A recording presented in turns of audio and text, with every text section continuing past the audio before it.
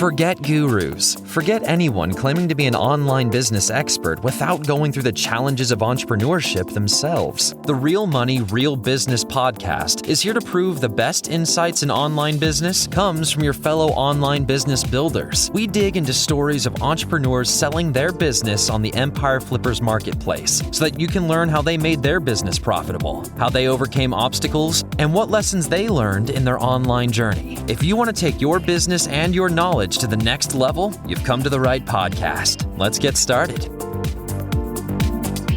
Hey everyone, Lauren here with another great business to discuss on this episode of the Real Money, Real Business podcast. Today's guest is Albert, and he is selling his Amazon FBA and e-commerce business on the Empire Flippers marketplace. So welcome to the show, Albert. How are you doing today? I'm doing good. That's great to hear, and I'm looking forward to talking more about your business. But before we dive in, let's go over a brief summary of the business. This is an Amazon FBA and e-commerce business in the apparel and accessories niche. The business was created in December 2015. The average monthly revenue for the business is $65,573, and it makes an average of $9,126 per month in net profit. For everyone listening, you can visit empireflippers.com/marketplace and search for listing 49936 to learn more about this business. Or you can unlock this listing to start your due diligence if you're interested in purchasing this asset. So now that I've given a general overview of the business, let's have a look at the assets included in the sale. The assets include an Amazon Central Seller account with 278 SKUs, domain and all its site content, a Walmart account, trademark, and supplier contracts and relationships. So Albert, let's now hear from you. Can you tell us a little bit about your background in building and running online businesses? Sure. So my background comes from the wholesale world. We used to manufacture overseas and sell it to retailers. And we ended up meeting a customer at a trade show, and he took our product and started selling it on Amazon. And he did very well with it. He came back to us, and we tried to do a partnership deal with him to give him exclusive rights for our products. It didn't work out. And that's when we decided that we want to do it directly in-house. So we went and put up our products on Amazon, and, right away we were getting sales in 2015. And then we wanted to see what did the customers think of the product. And right away we realized that the customer on Amazon is willing to pay as long as you give a good service and better products. So we went back to our production and we improved our products and hit the road running. And that's when we went out and hired some of the best guys that knew about Amazon to guide us. We spent a lot of money, through getting best consultants. We made sure to go to all the trade shows. We wanted to know everything about Amazon. So that's when we launched our product. And then that's it. We focused on it. And every year we made sure to see whatever was working, we tried to build on it. And whatever was not, we eliminated. So that's really my background with Amazon. Fantastic. That sounds like quite a journey. And how does the business primarily make money? The business originally was set up just for Amazon, and about, I would say, maybe 4 years, 2017, we started selling on Walmart, a few other small marketplaces, but mainly we were doing Amazon, Walmart. And over the last year, our Walmart business has really grown, which is, it used to be whatever we sold on Amazon, we would get almost 10% of the same sales on Walmart. But in the last year, getting where it's 30% and increasing month to month. Right now, that's our two source of incomes and profits, from Amazon and Walmart.com. Fantastic. And how come you're selling the business instead of keeping it and growing it? So this business has me as a partner and has another investor. The investor is just a person that put up money, and he just, wants to get return on his investment and walk away. If it was up to me, I would continue it because I do believe in these products. But he was the one that put up the majority of the money, and that's the reason why really we're selling it. He's going to get his investment and make some money, which, he's entitled to. Yeah, absolutely. And is there anything that you've learned from this business that you'll apply to future sites or businesses? Yes, I learned a lot. One of the things I've learned about Amazon is, you have to really, really be hyper focused. There was a time that we ran maybe 3,000 SKUs, just to throw stuff up. And it was the wrong way about doing it. Now, before we launch any product, we really dive deep. We know what's that product going to get in returns. We study the market. We see, what can we bring that's different. One thing I really learned is you really have to be hyper focused. And actually, when we decided to shrink down our SKUs, our listing, let's say, at one point we were running almost 30 listings. And when we decided to start shrinking them and focus only on the good stuff and just build off that, that's actually when our business really grew. And that's really when we started, seeing good profits. So that's one lesson that I have. If I ever go back into this industry, I would focus, just hyper focus, build one product at a time and maximize as much as you can before you, jump into 20 other products. Yeah, that's a really, really great tip. And inevitably there are a few hiccups along the way in business. If you had to go back and sort of start this business venture again, is there anything you do differently the second time around or any mistakes you made along the way? If I can go back and change stuff, the one mistake that if I can go back 5 years and what I know now, I would change. Because now, as you know, Amazon is much more saturated with products. I would have put in more time on market research and launch better products with better strategies, because back then it was a lot easier. If what I know now, I knew back then, I could have probably launched another 5-10 listings that would have generated also insane amount of money. That's the one thing, if I can go back, I would change that part where I would launch better products and more categories as well. Yeah, that's the benefit of hindsight. So where does the majority of your traffic come from? So on Walmart.com, we build out very good listings. And believe it or not, we have not spent a penny on marketing, zero, which is great. That's why on Walmart, you're getting better margins because you're not spending ads on pay-per-click. So on Amazon, it's mostly comes from organic, the majority. We do spend money on Amazon PPC, and some of the products we sell, we get a lot of return customers because it's the product that constantly using it again and again. And they like, how it fit the first time. They just come back and reorder it. And so we do get some return customers. So I would say it's mostly organic and then a little bit of PPC and return customers. Great. Fantastic. And if you were to keep the business, what are some of the ways that you would try to grow it? Right. So I'll tell you the best way to really grow this business as is, even if you did not want to launch any new product, it's keeping better inventory. We have ran into problems keeping inventory. Sometimes it was money issues, or sometimes factories did not produce what we liked. And we had, till we found the right factories, which we do now, like we've had it for about a year and a half.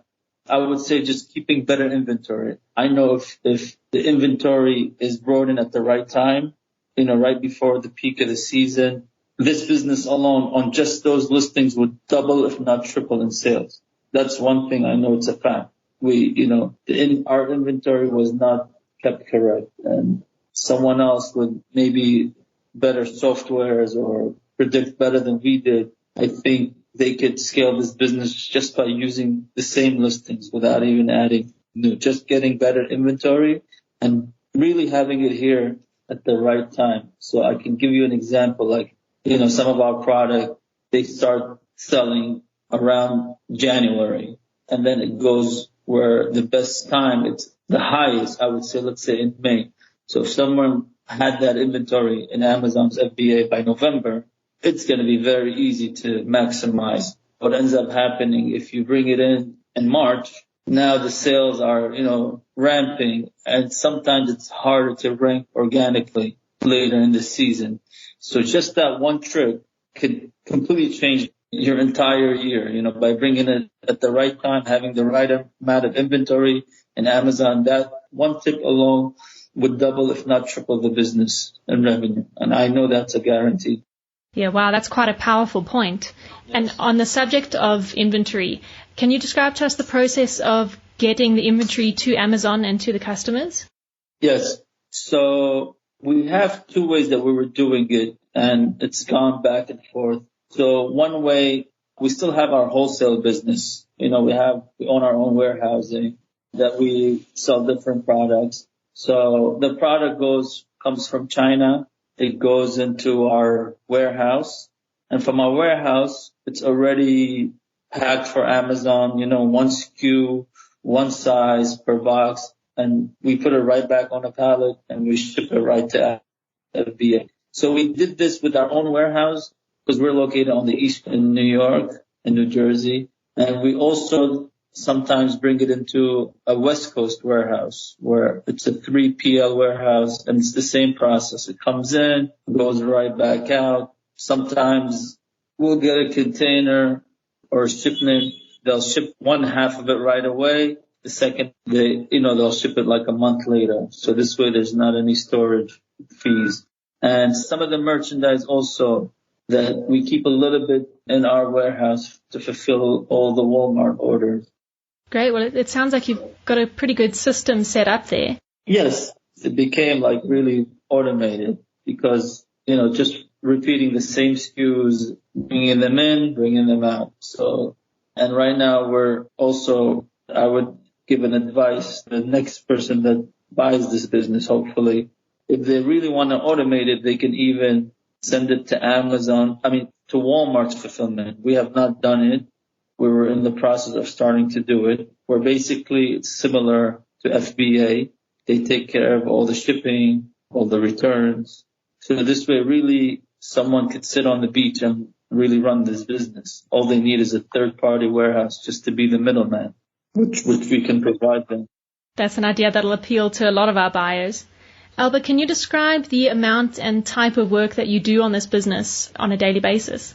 Right. So the business right now, because we're running the same SKUs, we have a third-party company that handles our PPC. And because we ran the ads for so long that they're, well optimized, that it's not like we're starting new campaigns every day. So myself, the day-to-day operation, it doesn't require a lot of my time because it's like on almost autopilot. The only times I come in is when I need to reorder stuff from the factories. I send a few emails and just see if everything's the same. That's about it. The business really, it almost runs itself. It does not require a lot of time. If someone wants to hire a person to run it, they would not need to spend a lot of time on this business. It's not a lot of listings and it's not a lot of products that they need, every day to spend hours and hours. I would say on an average week, I spend a couple of hours, just overseeing the numbers, making sure everything makes sense, That's my usual week with this business. Yeah, it sounds like you've done a good job optimizing the workflow. So you said you come from a retail background and you're familiar with the niche that this business is in. What skills or requirements would there be for someone who's not familiar with this business model or niche? I'll tell you something, pretty much not a lot of skills because the products that we're selling, it's basic, which is why it does well year after year after year. And whoever decides to buy this business, he can run these same SKUs, I would say, for another 20 years. And he would not probably need to change anything. But once in a while, if someone wants to add like a new color or new print, or that's something that, maybe then they need to learn a little bit of the products and with their own opinion, they could add something to it. But what I say, is this a product that someone needs to come and really learn this product and drive them insane? Absolutely not. This item, again, it's basic. It's simple. There's not a lot of headaches that comes with it because, I've gone and I've done all the headaches. I'm the one that sat and made sure that it's the right zipper, the right pocket, the right fit, the right return rate. I spent a lot of my time when I was originally starting this out, making sure that why customers were returning this product and what can we fix it. In the apparel space, one of the biggest things that you lose money on is customer returns. I think we got it down pretty good, where I think we're way above the industry standard as far as return. I mean, we get probably less returns in that product than the average guy selling this, because we focus on what the customers say, and then we test it and we change, the side of it. Because same thing again and again till we found the sweet spot. And that took us years, believe it or not. So now the person that's going to take this over, he's going to take all the knowledge that I spent and all the times and effort and money that I lost to get this product where it is today, where he could take it and just keep it on an auto pallet and just grow it, with the right money behind it. Yeah, absolutely. You mentioned some of the headaches that you've overcome with the business so far. What do you think are the biggest risks with this business that a buyer should be aware of going forward? If that buyer continues producing the products with the same factors that we have set up, I don't think he'll have much of a risk. But if he or she does go out and try to find a cheaper factory with cheaper labor and try to cut corners on quality, that to me would be a huge risk, because the product works well and the factories that produce it are very good at what they do. If I was taking a risk and I would try a new factory, I would say you're gambling a little bit. I'm not saying that they can't find another factory for maybe a little bit of cheaper price, but they would be taking a risk, because this is a basic item, and the factory that I produced it in also took me time. It wasn't the first factory that I produced this. I went and tried this and got burned. I got some very bad merchandise that we had to just donate just to get it out of our warehouse. So that's probably some of the headaches I've gone through, finding the right factories. But as of about a year and a half, 2 years, we really became we send an email. We want to make this for this coming season. They give us a time frame and it's done. And we really have not had much issues in the last 2 years. So that's what I would say. If someone on the riskier side, not to try to go cheap on the price as is. Yeah, and I think that's where your experience with the business really comes into its own with advice like that. You've run this business for many years, so you're obviously a fountain of knowledge when it comes to the ins and outs of the business. How much support are you going to offer buyers of the business? The truth is, I'm willing to give them as much as they need. And that's honestly speaking. For two reasons. One, I really want the next person that buys this business to take it 10x what I did. Because this was for me, my Amazon baby. And the truth is, I want to see it grow, even if it's not with me. Whatever that person needs, there's no time frame. If the guy tells me I need you a year from now, I'm going to call you about something, my phone is wide open, I really want to help this person and guide him also. I'll make sure that some of the mistakes I did, he doesn't repeat, And I want to see him take this to 10x and 20x, So there's really I would give that person as much of my time as he or she needs. Well, I'm sure buyers will be very relieved to hear that. Will you be willing to commit to a non-compete agreement? Yes, I'd be willing to do a non-compete agreement. That's not a problem. Fantastic. And are you open to negotiating something like an earnout? Again, like I previously said, majority of the money that came into this business was from my partner. It's going to really come down to the exact figures, So I am open to it, but it has to make sense for me and my partner at the time of that offer. But yes, something we would entertain. Perfect. And then is there any advice that you would give to our listeners that you wish you knew when you started the business? One advice I could say is that don't be scared to fail, because I failed on a lot of products, when I first started, because there was a time I even went overseas and I filled up a container with the most random stuff, from umbrellas to flip-flops to the most generic item with no data, no science behind it. I got to learn the business. I got to learn, this is not the same like wholesale. You have to see the market. You have to see what you could bring different to the table. You have to see, right now I look at a product and I can see from day one, I cannot enter this market. It's too saturated. I can't reach that price point. So I don't even enter it. But there are products that I study and I can say, okay, you know what? This product, I can bundle it. I look at people's reviews. I go and see what they frequently bought with this item to bundle it. So now I really hone in on what can I bring different to the table? And the most important question I always ask myself, why would anyone buy my product? And I always answer it should never be about only price. It should be about something else. I made a better product. I found a better mousetrap. I'm telling a better story, But I would tell the listeners that if you believe in something, don't be scared to fail, because you could fail 10 times, but all you need is one. I failed on a bunch of products. I learned from my mistakes, and when I became hyper-focused and saw the ones that worked and grew the ones that worked, that's when I saw the change in my business. And actually, the headaches were eliminated, because now, instead of trying to do 100 products, I focused on 5, 6 products and, got the most juice out of them. Don't be scared to fail, That's really an advice that I would give someone. Yeah, absolutely. You never know until you try.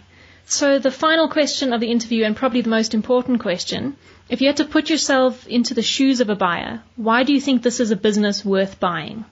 The few reasons that this business is worth buying, one, because I know it did not reach its max. It's nowhere near that. Having the right inventory, which I can say that I didn't. That's one thing I was not good at. I never kept good inventory. Sometimes it was money issues or whatever. But having the right inventory at the right time, I know this business would have done triple, if not quadruple. That's one thing. Second thing that I would tell the buyer is that this product, it's not going anywhere. Whatever's in ours, it's not going anywhere. This product, 50 years from now, someone needs that same exact product. And it's not going to stop. We build a basic product. We figure out the good and the bad. And whoever decides to buy it, he or she could just keep adding inventory. And once they learn the products themselves, then they could make a decision. You know what? Let me add a few more SKUs. Let me add a few more colors. But this particular line that we did, it's really, what's good about it is it's not going anywhere and the margins are there. And we figure out a lot of the problems like return rate. We figure out how to produce a better product, better packaging. And again, what I would say is we left a lot of money on the table. And I think to the right person that can come in and focus on this business and bring in the right inventory, they can easily double, if not quadruple this business as is with just the same SKUs. Yeah, well, that's certainly a very compelling reason for our listeners to check out the business. Is there anything else you'd like to share that I might have missed? The one thing is that I would tell the next viewers or whoever's buying this account is that figure out a way to also, which is one thing we lacked, was we never tried to go outside of Amazon and Walmart to sell directly to our customer base. And I'm sure they're out there. So I would tell that next person, if they could do it, to also the following. We never did any social media stuff. It was a big mistake on our end because we see a lot of repeat business from the same customers. We have some software that tells us, sometimes we see a customer over the last 3-4 years have purchased from us 8-9 times. That means this is a customer that believes in the product, likes the quality, likes the fit. And I would say to them, if they can figure out how to get to those customers through social media or direct to consumer on their own website, I think this would be another source of revenue that can also become something big. If someone is very good at Facebook ads or is very good at Instagram, or I think they can take this business to a completely different level. That's one thing that I would say. We never really put a lot of effort in social media, which is a big mistake. Yeah, that's fantastic advice. Thank you very much. And thank you so much for taking the time to talk to me, Albert. It's been great having this conversation with you. Sure. Thank you so much for having me. It's a pleasure. All right, everyone. Thanks for listening. To learn more and see if this listing has already been sold, head over to empireflippers.com/marketplace and search for listing number 49936. If you're watching this on YouTube, click the link in the description to go straight to the listing. Once you've unlocked this listing, you'll be given everything you need to know about this business. So until next time, enjoy your digital journey.